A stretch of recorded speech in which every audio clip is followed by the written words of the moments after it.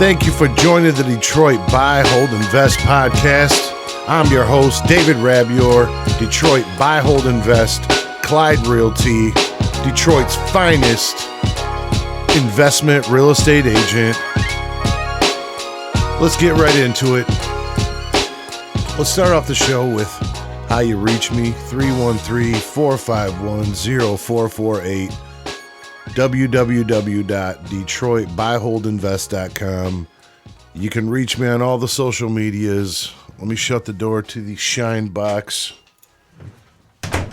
It's time to get into a few things that have been on my mind lately that have been pissing me off like you wouldn't believe. And anyone who knows me knows that I don't give too much of a care about what people don't like when I'm telling the truth, and I feel like the truth needs to be told, and I really don't care who it pisses off, to be honest with you. Today, we're going to clear up some misconceptions about real estate, just in general, but let's talk about Detroit, because that's where I'm from. That's where I stake my claim. That's where I do my business, and this is where I feel comfortable to call home, and I feel like I understand this market almost as good or better than the majority of all people at my level or people below my level. Specifically them, I understand this market. I understand what's happening in this market, why it happens in this market, for what reason, to project the future of certain markets, certain neighborhoods and zip codes of Detroit. Why? Because I'm in Detroit every day, if not every day, 4 to 5 times a week at minimum, beating the street with my own feet. I don't just sit in my office with my feet up on my desk telling everybody about how I know all of these things about Detroit, and I know, I have all this market share and, create this facade, around these teams and things of that nature, where I have all these people out here, getting the majority of their income, a very large portion of their income, taken by me as some sort of a team leader or broker who's trotting all these people out here with very minimal experience and putting them in front of these investors that are serious, that have money, or brand new people that have money that don't understand exactly, what it is they're doing or how to, necessarily go about it, or people that understand the business of real estate that don't necessarily have the resources to come into Detroit and just jump right in and get started.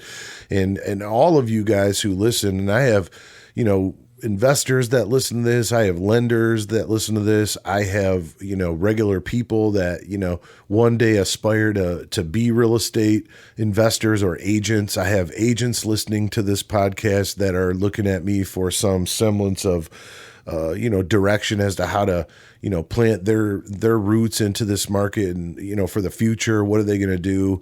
And, with all that being said, Detroit, like any market that's, D class, C class and up, right? Which Detroit has, really nice neighborhoods like Indian Village, where the houses are really expensive and people that live there are wealthy and the neighborhoods are very nice. Marina District in Detroit is another area where, it's near the water. It's very nice. You have, Boston Edison, you have, all of the, higher end areas, University District and Green Acres and Palmer Woods and all these places where they are, A, B class, but, by price, by, the type of people that live there and the amount of money that they make in order to be able to afford to live there. Like these are A class, upper B class type suburban, Detroit areas, where people, in some cases, some of these areas are protected by private security, and, you can't even go in there as a regular person. If you don't belong, they'll throw you right out. And, then you have like your B class stuff where, let's call that, 175,000 to 300,000, your Bagleys, your East English Villages and things of that nature, and all of these fringe neighborhoods that are really getting to the point where they're going to pop off and become that. And then you have like your D class stuff, it goes from D class to like C plus to like B to A, and there's very few A, there's a very few B, there's a lot of C, and there's a whole lot of D, and you really got to know that. And why I'm doing this podcast about clearing up misconceptions is I want to give investors the idea and because when you come into a market and you don't know any better, you come in and you start talking to people and you're trying to get a feel for like, what is it going to cost me to get people to act right on my behalf so that I can achieve this result of being a flipper or burring out stuff or, being a buy and hold person. And like every single week I get on the phone with an investor that is calling me saying, hey, I invested, it went bad. I got with the wrong people. They took my money and told me to buy things in areas and told me everything was going to be fine. And they told me that, they were going to look out for me, have my back and help me manage my projects. And they're going to do property management for me or whatever. And it all was bullshit. They didn't do that. They, walked me into bad deals. And when I needed them the most, they walked away. They put me with property management companies that, are literally, just billing me for nothing, for vacant properties, charging minimums of like $100 a month, even if the property is not vacant, which leads to really having no motivation to actually rent these properties and just continue to tell you that, you have no activity or giving you these ridiculous quotes to make you not even want to get the house fixed, so that they sit there and collect this money until you basically go bankrupt and sell at a loss and run. Like there's a lot of predatory stuff going on here and I'm sick and tired of hearing about it. I'm sick and tired of seeing it. And I'm sick and tired of people, particularly going on to our local, Facebook groups and stuff like that and acting as if they're doing some service. And then on the back end, like, I know what time it is with you, man. People are telling me all the time. I'm seeing the proof of it. And I'm, and ethically, as a real estate agent, I can't come out here and blast, people by name personally, and I'm not going to do that. But what I am going to do is educate the people so that they start understanding when they start seeing red flags, what they are, how to find them sooner, and how to run away from this type of stuff so that I don't keep having to fix all this broken stuff and all these broken relationships and pulling people out of these horrible investments that are being made because people are using their motivation to make money to get people to buy these things with no regard for what happens to them in the future. Like, this is not some scam show. This is a real business, and we need to do our best to represent our buyers and sellers, investors, or regular people so that they don't get stuck with some crappy house with a bad tenant or no tenant, and they go to take it over and find out, like, this is nothing that was advertised to me. This is nothing what I was promised. This is nothing what I thought, this experience was going to be. And then they're left hanging out to dry. And when they get to the point where they run out of money, people just throw their hands up and say, you know what, thanks a lot, but, I can't help you anymore. And then they got to come to a guy like me where I'm doing a service to try to resurrect this whole situation and make it be as cheap as possible. But sometimes you guys are working these people down to where they got no money left at all. And they really have no options. They have to sell at a loss, and they're destroying, their financial background in a lot of ways, whether they use the mortgage and now they're barely able to pay the payment on it, or they're getting stuck. I understand that there are some situations where, you buy a property with a tenant or you buy a vacant property and you experience a problem. And this is a risk that we all take as investors, and that's understandable. And then it's like, it comes down to solutions. What are we going to do to solve this problem? How can we solve the problem? How can we work as a team to get this problem solved quickly, in the least time possible, and get the most effective result? So ultimately, the person who you represent, doesn't get, to the point where they get done with this and they tuck their tail and run for the hills because their experience was so poor. They feel like they just got lucky and missed getting ripped off. And, I'm sick and tired of that. And here's some other things that I want little nuggets of information that I want to put out there. So I keep getting people calling me from out of state saying, hey, I found you on X website, or I found you on Google, and I've been looking around and I've been interviewing agents, and, do you charge me any money for our initial consult? And to me, I'm like, what do you mean? I'm going to charge you money to build a relationship with you on the phone for the first time when you picked up the phone and called me off my, reputation or off my reviews or off word of mouth. I'm going to pick up the phone and really say you owe me money for me to have an initial consult with you to figure out if we can work together and what's best for you and all that stuff. That's ridiculous. But there's these agents here in this market that are like telling people in order to talk to them on the phone, they need to give them $500 or $1,000 for a 20, 30-minute phone call. That is asinine.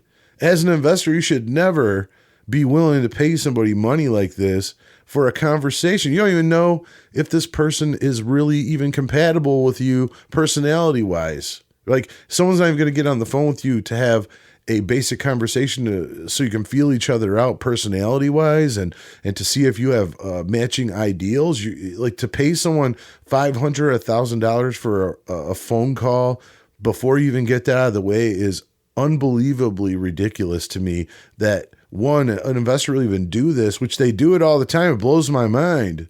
And two, that someone would even believe that they have enough value to charge somebody money blindly like that. That's ridiculous. And that screams to me an agent that doesn't make any money. That screams to me somebody who has very little investors and does not have a consistent flow of deals, that feels like they need to charge people money just to have an initial call. That is ridiculous, and you should never do that. Remember I said that. David Rabier from Clyde Realty, Detroit Buy Hold Invest said, don't ever pay anyone to take a phone call before you even get a chance to have a original phone call, initial phone call to kind of feel each other out. It's one thing to have a phone call where you like somebody and you're like, hey, what are the next steps? And they say, well, let's get on a second call where we talk about strategy and blah, blah, blah. Right. But even then, I don't charge for that. And I guarantee you, I sell triple the houses of a person that does this. Right. Because they're not making enough money. So they're trying to squeeze every dime out of an investor on the very front end with this premise that, like, I'm not wasting my time unless you pay me money. That's not how this business works. This business works where somebody reaches out to you, you have a conversation, you show what your value is, they see that you have value and that you can help them achieve the result that they're looking for, and then you mutually work together. And then as a commission-based salesperson or broker or whatever you are, you're a consultant or whatever, then you go out and you make it happen, and then there's compensation related to when someone buys or sells a house. That's how real estate people, no matter what they do, should be getting paid. That's how it's supposed to work. Now, if you have somebody going out doing all kinds of legwork for you, they're going out looking at houses for you every single day, and they're going above and beyond, getting you quotes, finding you project managers, getting you in front of all the resources that they can, and they're spending a whole bunch of time, it is not out of line for someone to be to expect to be compensated for that activity. And I understand that. But to charge somebody money up front before you even have an initial phone call, to me, I can't even understand. It blows my mind that anyone even would consider doing that. That's like throwing money out the window in your car going down the freeway. You'd have a better result doing that. There's more unsurety with the situation with the person on the phone than there is to what's going to happen to the money when you're driving down the freeway throwing it out the window $20 at a time. Okay? At least you know that money's going to land in the hands of someone you might be able to help. Okay? So that's number one. The whole premise of this, it's ridiculous. I don't know why anybody would even do this. I don't even know why a person would even think that they have a value to do that on the front end. And that's coming from somebody like me, who I believe that I do have value, and I believe that I should be paid for the majority of what I do. And I do get paid for what I do, but I don't charge people all of this extra money before I even do anything. It's very simple how it works with me as an agent and as an investor and as a mentor and as a friend and as someone who wants to build a relationship with you. I understand that in order for me to get paid, you come to me and share with me what it is that you want to do. And then I interpret that into what I think might correlate to something that would work. And then I go out and I find that for you, and I prove to you by going there, looking at it, showing you videos and doing narrated walkthroughs on video and giving you the opportunity to get a home inspection and getting you your leases and rent rolls and financial information. By doing so, I'm proving to you, one, that the property physically is what it should be. Two, I'm proving to you financially that it's what it should be. 3, I'm facilitating a third party person to come in and disagree with me. And I look forward to that because I can't catch everything. But I learned a long time ago, when someone's trying to be your everything, they want to be your agent, they want to be your property manager, they want to be your business partner, they want to be your lender, they want to be all these things. That is a dangerous situation, not only for you as an investor, but also the person that's trying to help you, because they're putting themselves in a position where, like, if anything goes wrong at all, they're involved in it in some way, shape, or form. And you can't be great at every single thing. Like, if you're a great agent, you cannot be a great property manager and a great volume agent at the same time unless you have all the resources. And the majority of these agents don't even have an assistant to write deals for them, let alone a team of people that could adequately manage properties for you with any level of success. And whenever you meet someone like this and they're like, I do this and that and this and that, and they do all the jobs, I look at that as somebody, when you look at their email and they got like 15 titles underneath their name, I look at that as somebody who took a lot of time to get educated, but they're not really that good at any of those things.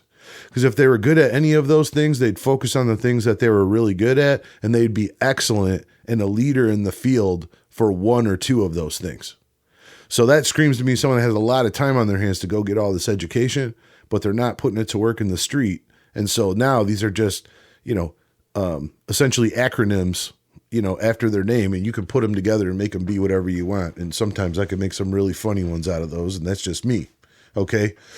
So we talked about this. We don't give money to people just to talk to them. We don't give money to people to do all kinds of stuff for you if they're not achieving a result. Right? It's one thing to enter an agreement with somebody and you clarify what your relationship's going to be and how compensation is going to be made. It's another thing for someone to tell you, I'm not going to this house unless you pay me $100. I'm not going here. Every stop I make for you, I'm going to charge you X, and you just have to pay me that. You're free to do whatever you want as an investor. I'm just saying that's not the way that business is done. And that's not the way that successful people do business in real estate in the Detroit metro market. I can tell you that for sure because I'm one of the top agents and I know most of the top agents, and we don't do this stuff because that means you get a client, they buy like 1 or 2 houses for you. They start figuring out what to do very quickly. They understand they're overpaying you for stuff and it's cutting into their bottom line, and they start trying to do it themselves, which is even more damaging. Or they get with somebody like me who doesn't nickel and dime the crap out of them, and then they dump you as a person of interest. And then you're constantly a one-night stand for every investor that you meet over and over again. And it's not right to be able to do that. This is about long-term relationships. This is about, creating relationships with people where they call you even for non-related real estate type stuff.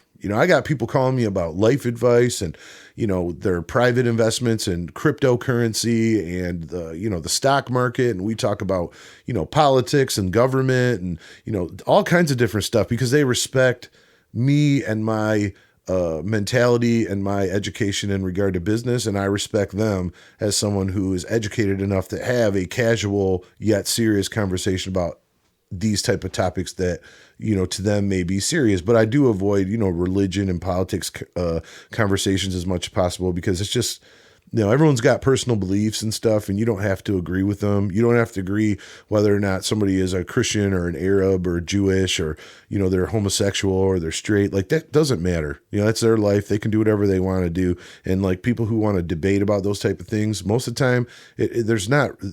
Why are you debating something that doesn't have any sort of a resolution at the end? Like, we're talking about, in life, it's about solutions. Like I want solutions. I want to talk about stuff that's productive, that leads to an end game that is positive, or there's a solution for whatever. I don't want to just go back and forth about, why I think this is better, but you don't, and why you think that's better and I don't. It doesn't matter. At the end of the day, none of those things matter because you're never going to change anyone's mind, right? They're going to always feel the way they feel. And when you engage in those type of conversations, though they are enjoyable with certain people like your friends and family where you're ribbing each other and having a good time, most of the time, whatever you say is going to alienate out of every 2 people. You're going to alienate yourself from one of them. on average, right? Not everyone's going to agree with you. Not everyone thinks that you're the smartest. Not everyone thinks I'm the smartest. Not everyone likes me, right? And for good reason, because a lot of them don't like the fact that I have to say the things that I have to say, and I feel like it needs to be said. They don't like that. People don't like when I talk like this, because then it's damaging to them, because people are starting to realize, that what they're doing isn't the right way, and that hurts them, because people, it's all this collusion stuff that goes on. People try to gaslight you and make you believe that like you need them and you can't do it without them. It's almost like a bad relationship between a man and a woman, where one of them is like treating the other one like crap, but saying, I love you still, but you can't live without me, but you're still a piece of crap and I hate you, but I love you, but you can't live without me. This is a joke. You can't do this. You got to surround yourself with positive people. You have to create a game plan and understand who you are, what you're trying to do, how you're going to try to accomplish the mission. And you need to surround yourself, or at least put yourself in touch with people that have similar ideas. Because if you don't have that, you're spinning your wheels. You have to have a direct game plan in life. There has to be a written plan of attack, or at least a mental plan of attack that you have come up with in your mind and stuff. And all of this stuff I'm bringing up is things that investors, they spend all this time with analysis paralysis. They come up with all of these things they want to do. Then they think about it for way too long. Then they get oversaturated with all this information, and it's hard for them to put, the rubber to the road and pull the trigger and get into something. And then they get into, a situation where they just are paralyzed to move forward, and they just can't do it because they just spend all their time, worrying about what if this happens and what if that happens, and just oversaturating their brain with information. And, sometimes what someone needs is a person who has already been down that road, who could say, hey, I understand all your concerns, but let's talk about solutions to that, like how you can overcome that and how you can overcome some of the challenges that you think that you're going to have. And, somebody who's really good at this, like someone like me, can sit down with a person and completely turn that around if they're willing to, if it's in their nature to be able to overcome that. Some people, they can't overcome that. It's too much for them. They just are never going to do anything because they're their own enemy inside, and their brain just controls their ability to get things done. And they just never step onto the road, man. They just sit on the side all the time and think about how it would be or how it could be. So these are some things that I want people to know. The other thing is, on the listing agent side of deals recently, like over the last year, when I do a deal as an agent, I get paid a commission when the deal closes. And I charge a compliance fee, which is a required fee by me. I have to charge on every transaction. That helps me pay for my operating costs, and it helps me pay for transaction coordinators for you, and it helps me keep the wheels turning. And it's a very minor fee to pay that I charge. That's less than the majority of agents in the field that do charge it. And a lot of the ones that do charge this fee, they don't even have admins. They don't have a system. They're just charging this extra money so that they can put more money in their own pocket. That's a real story. Like, no one can debate this. This is real. And I charge that because I feel like with all of the extra work that I'm doing to make the commission that's paid for by the seller on the buy side, like I do need that initial fee to help with these costs that help keep this efficiency that allows us to do deal after deal after deal with a level of efficiency.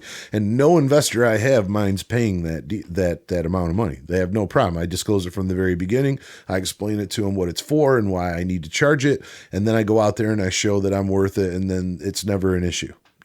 But on the sell side, I've been on the listing side many times over the last year, and I'm looking like me. I do a buy side deal. I get paid a commission when it closes. I charge a small processing fee. That's it. Right. And then you have your title charges that are going to be there no matter if you use me or anybody else. That doesn't matter.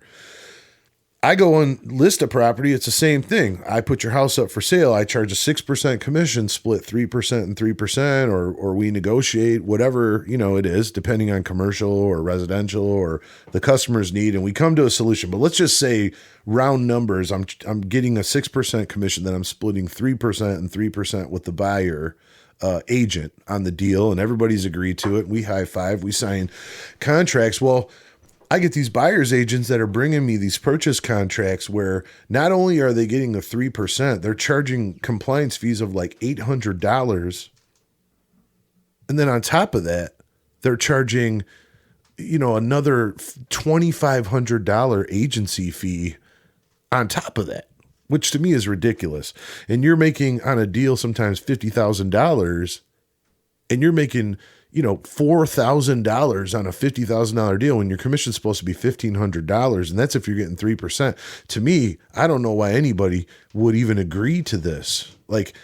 And this is coming from somebody who does way more than 99% of agents. I do way more than them. It's no secret. I'm there earlier. I stay later. I work harder. I know more. I sell more deals than them by 4 times every single year because I offer a very good service and a very, informative and educational service to my clients, and they appreciate it, and they don't mind that I make, money on deals, and I charge the regular standard type, what I feel like is, what someone should charge you if they're your friend and they care about you and they want to help you grow and mentor and they want to make money, but they also want you to have money too and be able to make it. I feel like the amount of money that I accept for compensation is the standard.